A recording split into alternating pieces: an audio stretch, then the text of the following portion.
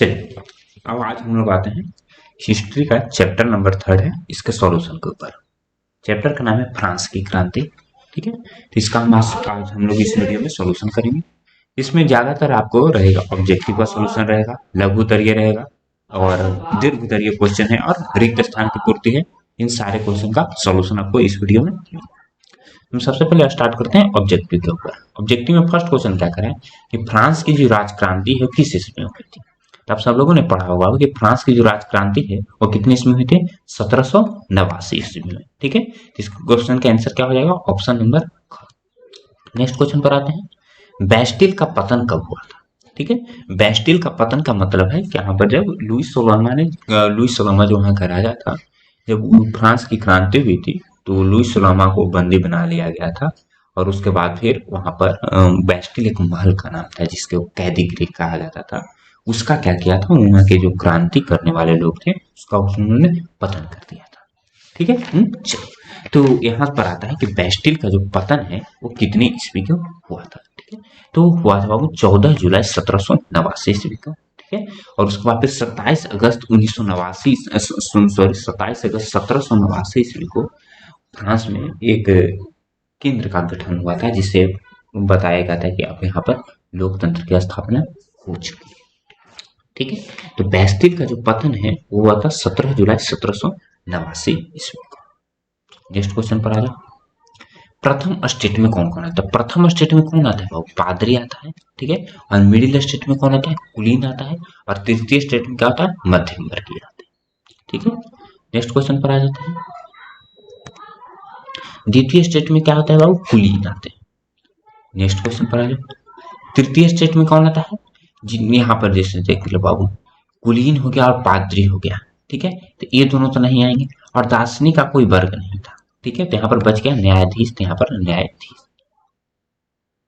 ठीक है, next question पर है, वोल्टेयर क्या था। तो वोल्टेयर एक क्या था बाबू, एक लेखक था जिसने फ्रांस क्रांति में ज्ञान देने का काम किया था, लोगों को बताने का काम किया था कि राजतंत्र जो है गलत क्यों है। नेक्स्ट क्वेश्चन पर आ जाओ, रूसो किस सिद्धांत का समर्थक था। तो रूसो जो था वो जनता के सिद्धांत का, यानी वो जनता जो चाहती है उसके सिद्धांत का समर्थक था।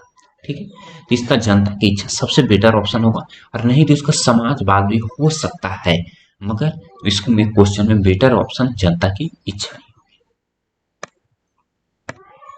मॉन्टेस्क्यू, तो मॉन्टेस्क्यू ने क्या लिखा था बाबू, विधि की आत्मा किताब का लिखा। ठीक है, मॉन्टेस्क्यू ने किस किताब की रचना की थी, मॉन्टेस्क्यू ने विधि की आत्मा की चर्चा की थी। ठीक है, चलो, और वॉल्टेयर और रूसो ने भी किताब की रचना की थी। ठीक है बाबू, तो खास करके जो वॉल्टेयर था, वॉल्टेयर और रूसो था, रूसो ने एक सामाजिक संविधान नामक एक कविता कर एक पुस्तक लिखी, सामाजिक संविधान।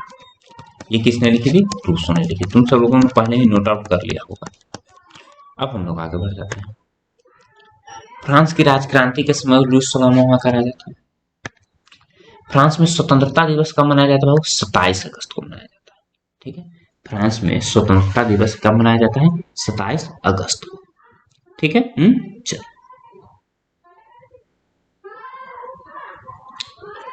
अब हम लोग चलो फ्रांस में जो है स्वतंत्रता दिवस, एक second,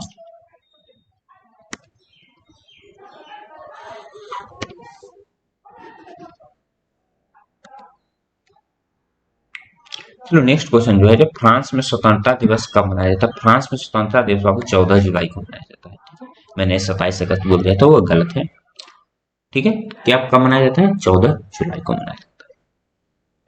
fill in the blanks पर आता है, तो फिल इन द ब्लैंक्स में फर्स्ट क्वेश्चन है, जैसे आप सब लोग को अपना क्वेश्चन नोट आउट कर लिए होंगे तो देख रहे होंगे कि फिल इन द ब्लैंक्स क्या है। तो फिल इन द ब्लैंक्स है लुईस सोलहवां सन के बाद फिर है। ठीक है, तो यहाँ पर के बाद इस पॉइंट पर fill in the blanks, fill in the blanks में क्या रहेगा मैं आपको बता देता हूँ। ठीक है, क्या हो जाएगा, ये जो है फ्रांस की जो राजगद्दी पर जो है जो लुईस सोलहवां है, पूछ रहा है कि लुईस सोलहवां फ्रांस की राजगद्दी पर कब बैठा था। ठीक है, तो यहाँ पर बीच में जो है यहाँ पर फिल इन द ब्लैंक्स इस पॉइंट पर है। ठीक है, सन के बाद है और ईस्वी के पहले है।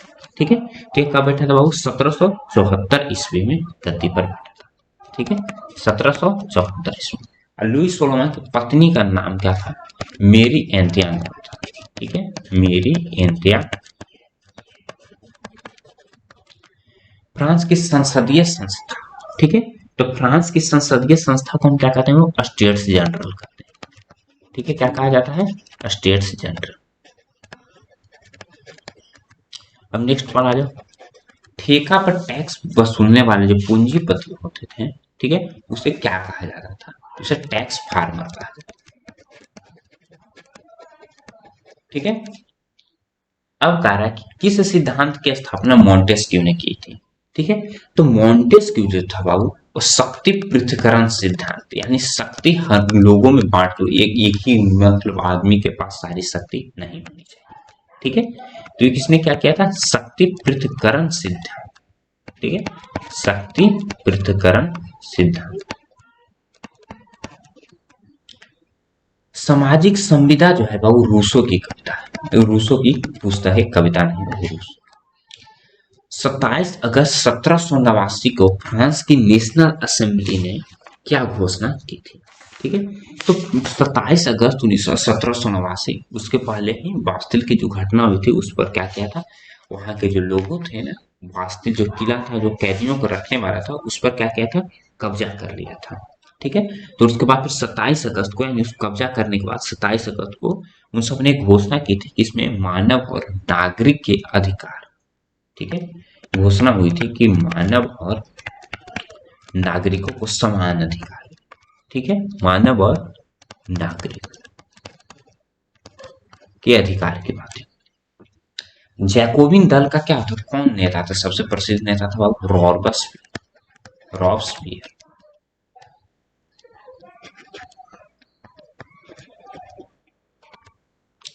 दास प्रथा का अंतिम रूप से जो उन्मूलन हुआ वह कब हुआ था, ठीक है। तो दास प्रथा का जो अंतिम उन्मूलन, ऐसे तो रॉबस्पियर के टाइम से स्टार्ट हुआ था, फिर नेपोलियन ने भी इसको खत्म करने का प्रयास किया, मगर 1848 ईस्वी में इसका पूर्ण रूप से इसका उन्मूलन, ठीक है बाबू। अब आगे हम बढ़ते हैं कि फ्रांसीसी महिलाओं को मतदान का अधिकार, बाबू मतदान का अधिकार भारत के आजादी के कुछ दिन पहले ही मिला था, ठीक है, यानी 1946 ईस्वी को फ्रांस में महिलाओं को भी मत देने का अधिकार मिल गया था।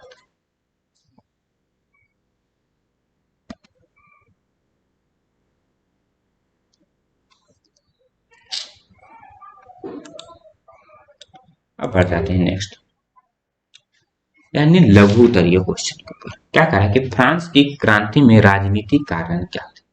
तो फ्रांस की क्रांति का राजनीतिक कारण क्या था, निरंकुश एवं अयोग्य शासन, ठीक है, यानी वहां का राजा का निरंकुश होना, अयोग्य, और संसद की जो बैठक थी 175 वर्षों तक बुलाई नहीं गई, ठीक है। और तीसरा हो जाता है अत्याधिक केंद्रीकरण, मतलब कि सारे पावर जो था राजा या राजा के गिने चुने लोगों के पास थी, ठीक है। और स्वायत्त शासन का अभाव, मतलब का कि वो सबका शासन नहीं था, वो सिर्फ एक राजा और दो तीन जो कुलीन वर्ग के या पादरी वर्ग के लोग थे वही शासन करते हैं। और मेरी एंटोनेट वहां की रानी था, उसके शानो शौकत पर ही पूरे बजट का 9% भाग खर्चा होता था, यानी उसके नौकर पर चाकर पर उसके पहनावा, खाने पीने, इस पर पार्टी करने को। तो फ्रांस के राजनीतिक कारण थे। अब फ्रांस की क्रांति के सामाजिक कारण क्या थे, ठीक है। तो फ्रांस के सामाजिक कारण बताऊं, क्योंकि 3 स्टेट्स में बटा हुआ था, तुम सब लोग जानते हो कि first state, second state, third state, ठीक है।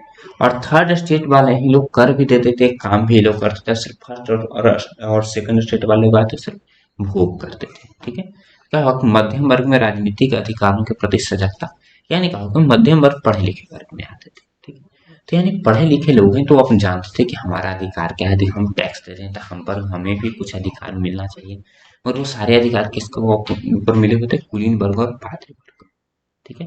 और सामाजिक असमानता तुमको पहले ही बता चुका हूँ कि जैसे फर्स्ट स्टेट, सेकंड स्टेट और थर्ड स्टेट के अधिकारों और काम करने में काफी अंतर था, और कृषकों की दयनीय स्थिति, यानी खेती की काफी दयनीय स्थिति थी, यानी टैक्स भी इन्हीं को देना पड़ता था, और जमींदार लोग मनमाना टैक्स वसूलते थे, और खेती भी अच्छी। नेक्स्ट आ जाओ आर्थिक कारणों पर प्रकाश डालने। तो आर्थिक कारण कौन कौन से थे, तो आर्थिक कारण भी सेम हो जाए कि कर प्रणाली क्या हो जाएगी, सबसे ज्यादा बहुत सारा कर देना पड़ेगा, कि कब कितना कर देना पड़ेगा उसकी कोई लिमिट तय नहीं थी। ठीक है। और कर भी बहुत तरह का थे। आप एक तो खेती किए उस पर कर हुआ, फिर भूमि का कर देना, फिर आपने किसी धर्म का जो कर उसका कर दीजिए। ठीक है। सामंती कर यानी आप जमींदार को टैक्स, यानी बहुत सारे का टैक्स, यानी आधा से ज्यादा हिस्सा उपज का टैक्स में ही चला जाता था। और बेरोजगारी की समस्या यदि ज्यादा भाग टैक्स में चले तो खाने की समस्या हो जाएगी, पीने की समस्या को, अच्छी शिक्षा नहीं मिलती, सब तरह की समस्या। ठीक है। गिल्ड की पाबंदी वहां की एक बिजनेस वर्क था गिल्ड, उसी की पाबंदी थी कि आप हर जगह हर मार्केट में आप अपना सामान बेच भी नहीं सकते। ठीक है। अब आगे आ जाए कि फ्रांस के क्रांति बौद्धिक कारणों का उल्लेख करें, तो बौद्धिक कारण माने बुद्धिजीवियों का वहां क्या योगदान। तो मेन बुद्धिजीवी वहां पर रूसो, वॉल्टेयर और मॉन्टेस्क्यू थे। ठीक है। तो मॉन्टेस्क्यू और वॉल्टेयर तीनों का योगदान था। ठीक है। तो रूसो ने एक पुस्तक लिखी, जैसे तुमने देखा सामाजिक संविधान। मॉन्टेस्क्यू ने भी एक पुस्तक लिखी, उसका नाम था विधि की आत्मा। तो इन सब ने किताबें लिख करके और ज्ञान बांट करके बताया कि तुम्हारे साथ जो हो रहा है गलत हो रहा है, और तुम इससे अच्छी जिंदगी जी सकते हो। अब आ जाए लेचर डी कैचेट से आप क्या समझते हैं। तो लेचर डी कैचेट था यानी एक जैसे इंडिया में रॉलेट एक्ट था उसी तरह से था, कि कहीं भी आपको कोई भी राजा का जो आदमी है कभी भी तुमको बंदी बना ले सकता है बिना कोई कारण बताए, और कब तक जेल में रखेगा उसका कोई लिमिट थी नहीं। तो उसमें था कि स्वतंत्रता का अधिकार नहीं था, कब चुनने का अधिकार नहीं, सभी नर रोज समान नजर से देखा जाना, और आने जाने घूमने की स्वतंत्रता। यानी ये सारी चीजें थी जो थी। एक सेकंड, लेजर डी गैजेट गलत लिखा गया है यहाँ पर। एक सेकंड, इसको मैं पलट देता हूँ। ये लेजर डी गैजेट गैजेट का आंसर नहीं है। एक सेकंड देखता हूँ लेजर डी गैजेट का आंसर।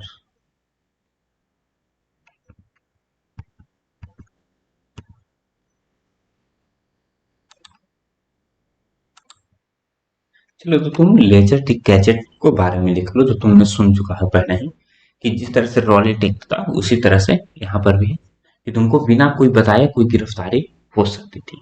ठीक है। तो इसका तुम लिख लो कि राजा या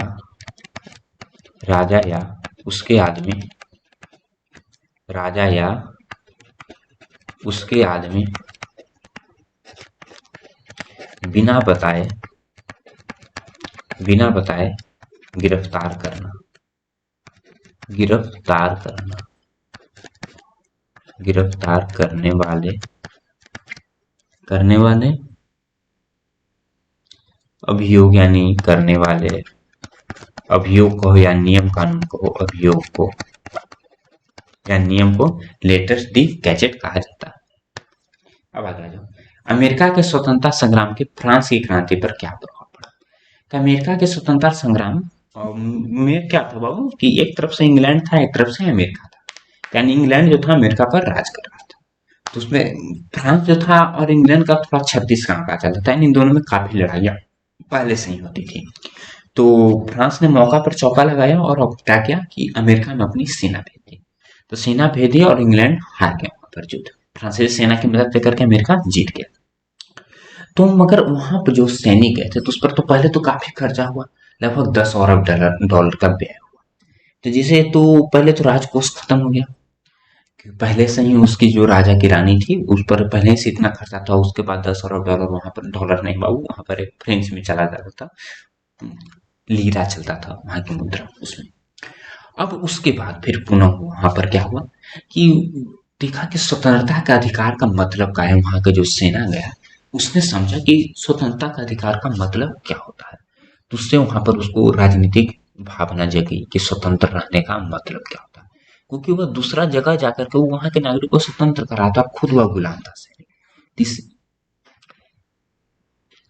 तो यही यहाँ पर लिखा हुआ कि अमेरिका के स्वतंत्रता संग्राम में जिनमें फ्रांस के कुछ सैनिकों ने भाग लिया था, वहां पर उन लोगों ने स्वतंत्रता और निजता का मतलब समझा, जिसके कारण वहां के युद्ध में काफी धन का फ्रांस का व्यय हुआ, तो पहले ही बता चुका था, और फ्रांस की सेना इंग्लैंड के विरुद्ध लड़ा। अगला क्वेश्चन, तो यही क्वेश्चन के आंसर तो वहां पर भी दोनों जगह प्रिंट हो गया बाबू। एक और क्वेश्चन के आंसर कहीं होगा, मानव एवं नागरिकों के अधिकार से आप क्या समझते हैं, तो आपका अधिकार क्या होना चाहिए। कि आपको स्वतंत्रता का अधिकार हो, आपको काम चुनने का अधिकार हो, समान नजरों से देखा जाए आपको, कहीं भी घूमने की स्वतंत्रता हो, खाने की स्वतंत्रता हो, व्यापार करने की स्वतंत्रता, ही मानव और उसके अधिकार होते हैं। और फ्रांस की क्रांति का इंग्लैंड पर क्या प्रभाव पड़ा? तो फ्रांस की क्रांति का इंग्लैंड पर क्या प्रभाव है कि इंग्लैंड और फ्रांस जो था, हमेशा एक दूसरे को पहले ही से बता दूं कि एक दूसरे का 36 का आंकड़ा चलता था। तो जैसे ही फ्रांस में क्रांति हुई, तो ऑब्वियसली है कि इंग्लैंड पर भी उसका प्रभाव पड़ेगा ही पड़ेगा, क्योंकि जो भी फ्रांस में चीज हो रही थी वहां इंग्लैंड की जनता भी देख रही थी।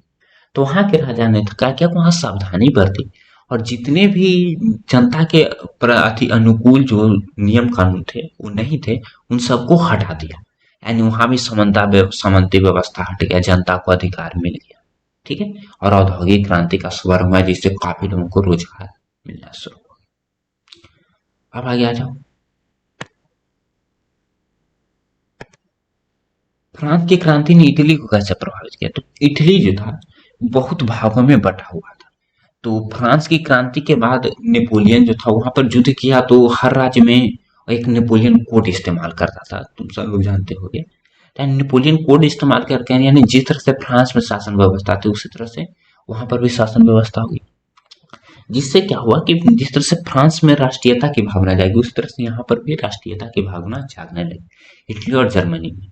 इसीलिए उसी बिंदु से क्या हुआ कि वहां पर एकीकरण, यानी पूरे राज्य छोटे छोटे को मिलाकर के एक बड़ा देश बनाया जाए, जिसका नाम इटली पड़ा। इसी तरह से सेम केस जर्मनी में भी हो जाएगा। ठीक है। तो जर्मनी का भी यही सेम चीज हो गई, सिर्फ लिखने का अंतर। अब देखिए फ्रांस की क्रांति के क्या क्या कारण थे। तो फ्रांस की क्रांति का बहुत सारा कारण है बाबू, तुम सब लोग जानते हो गई, एकदम ऐसे हो गया है।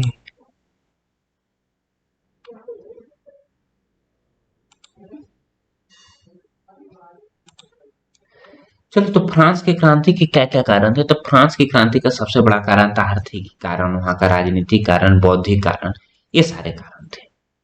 ठीक है बाबू। चलो, तो हम पहले ही देख चुके हैं कि जैसे फ्रांस के अपने राजनीतिक कारण और आर्थिक कारण पहले ही देख चुका है, यहाँ पर देख लो। जैसे देख लो, कहाँ गया, अब यहाँ देखो, ये बौद्धिक कारण हो गया, तो ये कारण ये तुम लिख लेना पूरे लिख करके, और फिर ये आर्थिक कारण हो गया, ये पूरा लिख लेना, और सामाजिक कारण और ये राजनीतिक कारण। तो चारों कारणों को लिख देना है, यही हो गया फ्रांस की क्रांति के कारण।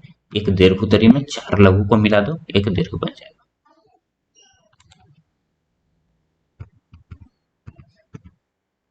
अब फ्रांस के क्रांति का परिणाम क्या क्या है उसको देख लें। तो सबसे पहले पुरातन व्यवस्था का अंत हो गया, यानी क्या कि पुराना से जो भी व्यवस्था चली आ रही थी राजा के जमाने से, उस सबका अंत हो गया। धर्मनिरपेक्ष राज्य की स्थापना हो गई, जनतंत्र यानी लोकतंत्र की स्थापना हो गई, आदमी की आजादी मिल गया, समाजवाद का प्रारंभ हो गया, वाणिज्य व्यापार में वृद्धि हो गई, यानी आप कहीं भी व्यापार कर सकते हैं, दास प्रथा का अंत हो गया, शिक्षा का बढ़ावा हुआ, ठीक है, महिला आंदोलन शुरू हुआ, राष्ट्रीय कैलेंडर की शुरुआत हुई। इसका कहने का मतलब क्या है? अच्छा, नजर नहीं आ रहा होगा राष्ट्रीय कैलेंडर। चलो, तो राष्ट्रीय कैलेंडर कहने का मतलब कि राज्य का अपना कैलेंडर हुआ कि कब छुट्टी होगा, कब क्या होगा, कब किस त्योहार को मनाया जाएगा, सबका स्थापना। अब आगे आ जाओ। फ्रांस की क्रांति मध्यम वर्गीय क्रांति कैसे थी? तो तुम सब कारणों से पहले ही समझ हो कि फ्रांस की क्रांति में मेनली मध्यम वर्ग ही थे, क्योंकि शोषण भी इन्हीं का हो रहा है, टैक्स भी यही दे रहे थे, तो क्रांति में भाग भी यही लोग ऑब्वियसली था। तो फ्रांस की क्रांति एक मध्यम वर्गीय क्रांति थी, और इसकी संख्या भी क्या थी? काफी अधिक थी। ठीक है, तो ये कारण को आप लिख लीजिए। फ्रांस की क्रांति में वहां के दार्शनिकों का, तो जिस तरह से वहां पर बुद्धिजीवी वाला वर्ग था, वही सेम चीज यहाँ इस पॉइंट में भी लिखा जाएगा। क्योंकि तुमने देखा ना, मॉन्टेस्क्यू, रूसो और वोल्टेयर ने सबने क्या क्या किया था, सबने एक एक पुस्तक की रचना की। जैसे रूसो ने एक किताब की रचना की, सामाजिक संविदा, और इसने विधि की आत्मा की रचना की मॉन्टेस्क्यू ने। इन सब ने किताब की रचना की, और किताब काफी प्रचलन था, तो वहाँ सब लोगों ने, मध्यम वर्गीय खास करके लोगों ने वहां पर किताब पढ़ा, उन्होंने जनतंत्र की भावना जगी, क्योंकि राजा को हटाना है, कुलीन वर्ग ऐसा। और तुम सब लोग जानते हो कि मॉन्टेस्क्यू, रूसो, वोल्टेयर ने एक शक्ति पृथक्करण का सिद्धांत दिया, जिसमें पूरी शक्ति किसी एक आदमी के हाथ में नहीं हो, सबके हाथ में क्या हो? बड़े बड़े। ठीक है, चलो आगे आगे। कि फ्रांस की क्रांति के दिनों का उल्लेख करें, तो फ्रांस की क्रांति का जो परिणाम था यहाँ पर था, वही फ्रांस की क्रांति का दिन भी बना। ये जो परिणाम था यही पॉइंट सेम चीज लिखा जाएगा। अब फ्रांस की क्रांति ने यूरोपीय देशों को किस तरह प्रभावित किया, जैसे तुमने ये तो लैंग्वेज मैंने इसका लिख दिया है कि नहीं, तो तुमको डिटेल समझना है तो तुम लघु तरीके 3 क्वेश्चन चेक कर लो। जैसे इंग्लैंड पर क्या प्रभाव पड़ा, और फिर हो जाता है फिर जैसे, और तुमको है इटली का पर क्या प्रभाव पड़ा, जर्मनी का पर क्या प्रभाव, कि क्योंकि ये सारे जो थे यूरोप में ही पड़ते हैं। ठीक है, तो यहाँ पर देख लो तुमको सब मिल जाएगा। इटली का एक इंग्लैंड का हो गया, देख लो यहाँ पर इंग्लैंड का हो गया, फिर नीचे आ जाते हैं तो इटली का आ गया, फिर नीचे आ जाते हैं तो जर्मनी का आ गया। ठीक है, चलो अब ऐसा है कि युगांतकारी घटना थी इस कथन की पुष्टि करें। तो युगांतकारी घटना के मतलब क्या होता है कि फ्रांस की क्रांति की जो चर्चा है युगों युगों तक हो रही है। ठीक है, तो युगों युगों कहने तक मानी लंबे समय तक चली, तो सबसे पहले युगांतकारी घटना में आ जाएगा ये पॉइंट सेम चीज लिख करना है कि फ्रांस की क्रांति ने पूरे यूरोप को प्रभावित किया, और इसने पूरे यूरोप को ही प्रभावित नहीं किया। इससे क्या हुआ कि महिला आंदोलन को सबसे पहले क्या मिले, बल मिला, कि महिला लोगों को आंदोलन करने का अधिकार मिला। और सबसे प्रथम लोकतंत्र का यदि चर्चा चले तो स्वतंत्रता का अधिकार यहाँ से मिला। ठीक है, और लोकतंत्र यानी राजतंत्र का सबसे प्रथम खात्मा जो हुआ था फ्रांस से ही शुरू हुआ था। यानी बीज वहां पर बुझाए कि राजतंत्र को कैसे खत्म करना है, और धीरे धीरे सारे राष्ट्रों में क्या हुआ, धीरे धीरे राजतंत्र खत्म होने लगा। फ्रांस की क्रांति के लिए लुई 16वां कैसे उत्तरदायी था, तो ये सारा कराया था तो लुई 16वां का ही था, क्योंकि लुई 16वां क्या था, काफी अयोग्य शासक था। ठीक है, चलो,